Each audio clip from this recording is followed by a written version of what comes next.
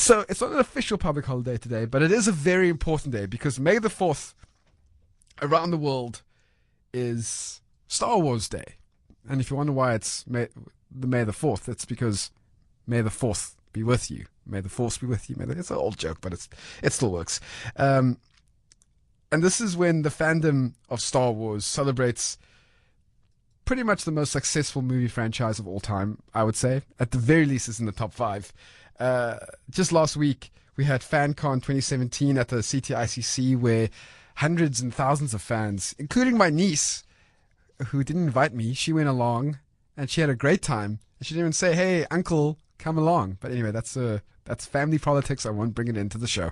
A very profitable part of fandom isn't just things like FanCon, but it's also the collectibles and memorabilia.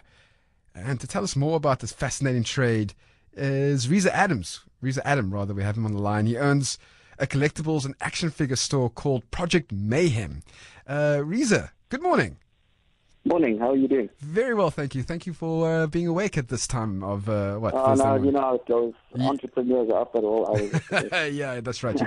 You gotta keep working. But can you tell me what is the difference between a collectible and just normal, regular merchandise? Well, like you're saying, it's Star Wars, for example, is probably the biggest movie franchise ever, and if you've been following it closely over the last few years, where Disney is now involved, it's going to get even bigger. And so when you're looking at stuff like through the 70s, through the 80s, even the smallest toy is now collectible.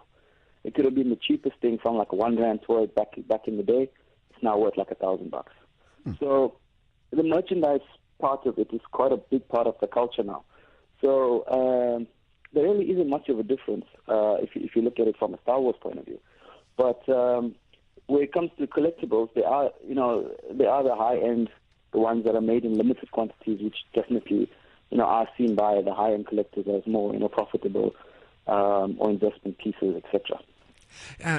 And that is quite interesting because obviously some things, if the longer you have it, the more valuable it becomes. But other things, just the moment you get it has great value. Yeah, for sure. Is there quite a big industry? Like even if it's a small thing like a mistake in the packaging, nowadays it becomes a collectible item. Oh, so just because there's a little uniqueness to that particular thing. Yeah, the more unique, the more rare, in inverted commas, the more unique. They probably, everybody would like to think that something they bought is going to be worth something at some point, doesn't matter what it is. And it just sometimes you get lucky with these things, it just depends.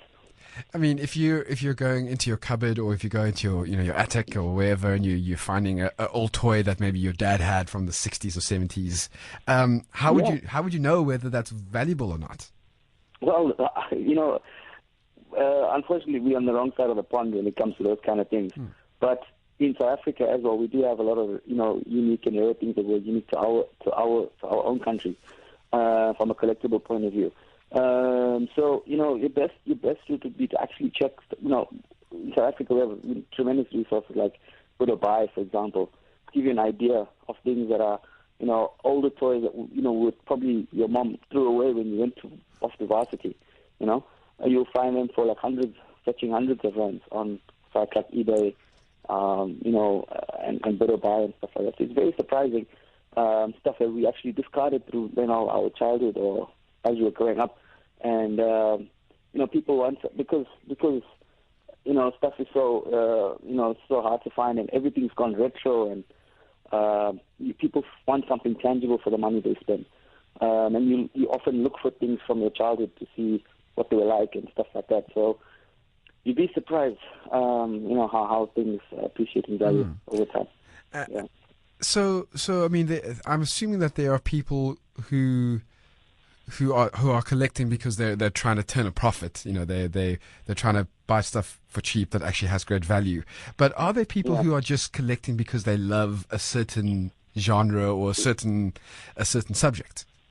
Well, certainly the people we've come across in the 5 years that we've been in existence are true passionate fans. It becomes a lot easier to deal with people who are passionate about it. and it also becomes easier for them to spend money on stuff, for themselves, because they know exactly, what they want.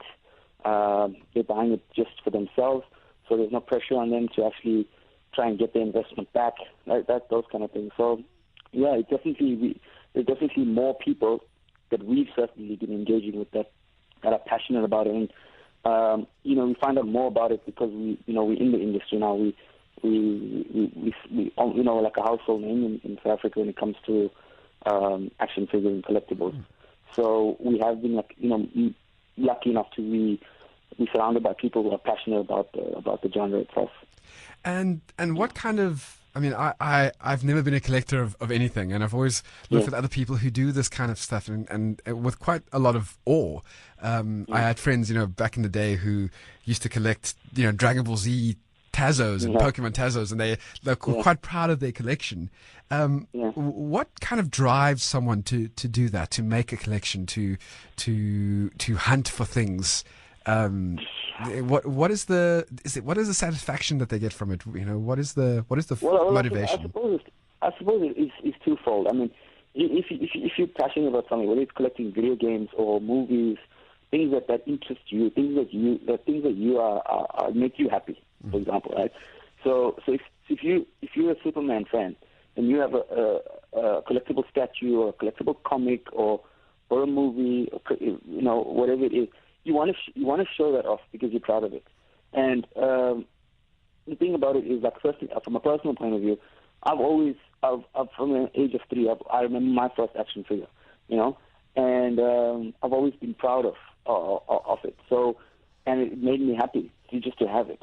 And down the years, you might lose touch with those kind of things, and when you rediscover it, you're proud of it.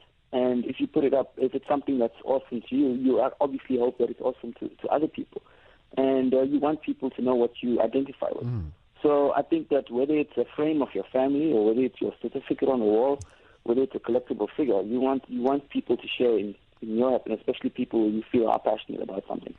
So I think it's more focused on the fact that you want to share that appreciation you have for a particular genre or particular figure or whatever it is. I think that that just drives people. And, you get people who are hoarders, obviously. You get people who want to have one of everything, the completest.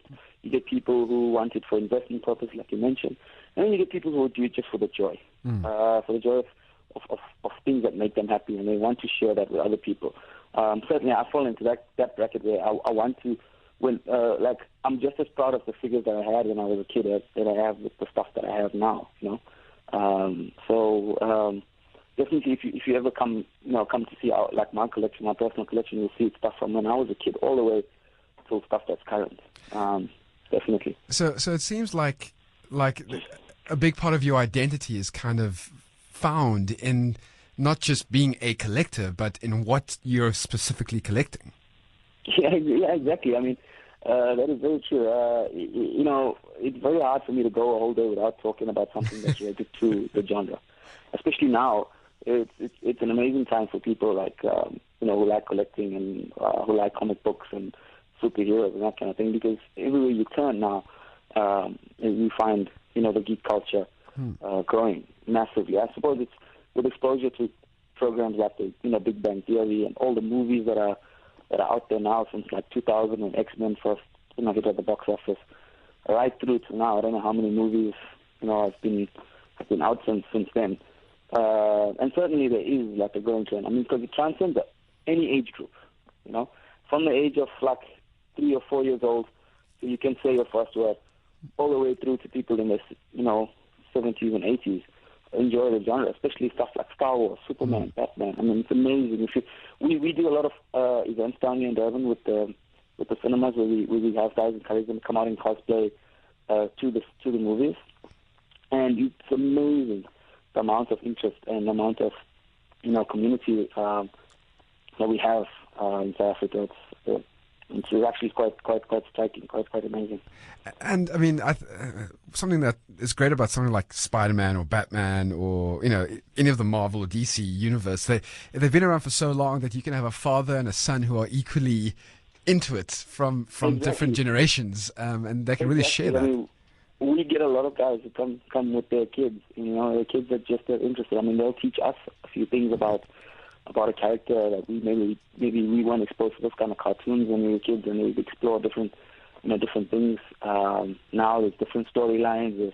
There's a young generation and an older generation, even in the cartoons. So it's definitely something that's transcended any age group. It goes through any, religious beliefs. It goes, it goes through everything, and it's like very, very difficult now to stop a person and ask them about, something from the Star Wars or DC or Marvel universe and not have somebody have some interest in it. And I think that's, if you tell most people out there, would you like to have a Batman, something to resemble Batman or Superman in your house? And I'm sure people, most of the people wouldn't mind something just to resemble just that particular thing, because it is very powerful as well. Statement as well. And now you mention it, I mean, I don't call myself a collector, but I'm very proud of my Batman mug. Like, I feel better when I drink coffee out of my Batman mug. And my son has a Batman, pajama onesie, and he wears that, and I drink my mug, and it's like, hey, this is cool. We have a little thing going on. Exactly. And you should think to yourself, why? You can't really put your finger on it, but it's something that you deeply appreciate. Yeah. And that goes down to whether it's down to the character or whether it's down to just very clever marketing. It's something that just comes from inside you that you just feel very proud of. So, what are the more popular types of collectibles or genres? I'm not quite sure of the right word to use. That you sell at with your store. Yeah, Project Mayhem. Okay, well, basically an online store. We do have like a showroom here in Durban where you can buy off the shelf. But as far as popularity goes, the superheroes you can't get past them. They're still, the DC, the core characters, Batman, Superman, Flash, and Arrow have recently, because of the TV series, have recently gained popularity. Whereas when I was growing up, Superman and Batman were always, if you talk DC, immediately in your mind you'd say see Superman, Batman, maybe Wonder Woman. And then the baddies like Joker and Lex Luthor were the obvious ones. Now you're getting, like, because of the TV series, people are requesting different things like Gorilla Grodd and Hawk Girl, stuff like that. Aquaman is, it's because of the Justice League movie that's going to come out. I think Aquaman's going to be very big. Looking from 2018 onwards, you're going to start seeing a lot of popularity around that because the character is very cool, but always on the periphery in terms of interest, and even with the Marvel universe, you've seen people like Falcon and Black Panther previously, Black Widow even previously were sort of peripheral characters. Everybody was always after the Hulks, the Captain Americas, the Iron Mans, and Spider-Man. Very popular. But nowadays you get a very good mix, of people requesting, a range of characters. It's doesn't just stop at Superman and Batman and Spider-Man, who were the most popular, in the 80s and 90s when the culture really broke here. So it's a vast mix, and we carry quite a wide range. We carry from entry level collector, like in your $400, $300, $400, all the way up to stuff like like $15,000. It just depends on what you're looking for. And have you seen like a rejuvenation in Star Wars requests for Star Wars memorabilia since the new movies? Yeah, Star Wars has definitely picked up in terms of interest from young the younger generation. But you'll still find it's the guys looking for the classics. Darth Vader and R2D2, C3PO, Han Solo, Chewbacca, all those characters that we grew up loving. People still gravitate towards those characters. And nowadays, there's the amount of merchandise available, even reissue retro, action figures that were done back in the 70s, the same look, that same, very basic articulation or very, not very, just similar to the character. They weren't really, as detailed as some of the new stuff is. But people just love Star Wars. They just love it. And, the fact that we've got a day that, dedicated to Star Wars, and it's just amazing. And the fact that, in South Africa, we always felt a bit detached from the rest of the world when it came to, popular culture or the geek world. And now it's, the genre is so alive here that leading up to May the 4th, people people are so excited. Like in my household, I mean, it's a special occasion anyway because it's my wife's birthday on the May the 4th. So. Oh wow! Okay, so yeah, it's kind of hard. Wait a second. Did you choose? Was that just a coincidence, or was that the clincher when you found out that her birthday was? It was kind of like I didn't actually realize it till like a few years ago when people started like chanting May the 4th and having the whole May the 4th be with you segment started moving itself around social media when it actually struck me that okay, hang on a second. So, this. I chose the perfect partner. yeah. So and it's amazing how many people. I mean, people don't have to be interested, like obsessed with Star Wars to actually see you wearing a Star Wars T-shirt and say, may the Force be with you, or may the Force be with you. So it's amazing how big. I don't think that George Lucas knew what he was, or maybe he did. Maybe he did know what he was actually tapping into back then. But certainly, I mean, it's going to be a day tomorrow where people are going to watch the original movies. There's, I know overseas they're running marathons of the films, and people definitely are interested because we did have a number of inquiries about whether we're doing something special for Star Wars Day and whether we'll be running any promotions and stuff like that. And so there definitely is a very big interest in South Africa, especially with Free Comic Book Day coming up on Saturday as well. There definitely is quite a big interest in Star Wars, especially around the beginning of May. So you mentioned earlier that you have a collection that you're quite proud of because you've been working on it for forever, and I have asked other collectors this before, and it's a terrible question to ask because it's like asking people to choose between their children. But do you have one particular item that is just like that is your prized possession?